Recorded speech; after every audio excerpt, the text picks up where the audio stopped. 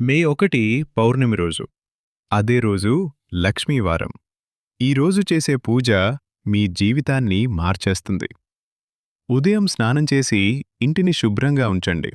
గోమయం లేదా పసుపుతో చిన్న రంగోలి వేయండి. లక్ష్మీదేవి ముందు దీపం వెలిగించి పసుపు, కుంకుమ, పూలతో ఆర్చన చేయండి. చక్కెరపాలు లేదా పాయసం నైవేద్యం పెట్టండి. ఓం శ్రీం మహాలక్ష్మై నమః ఈ మంత్రాన్ని కనీసం 11 సార్లు జపించండి. ఈరోజు ఇలా చేస్తే ధనలక్ష్మి, ఐశ్వర్యం మీ ఇంటికి చేరుతుంది.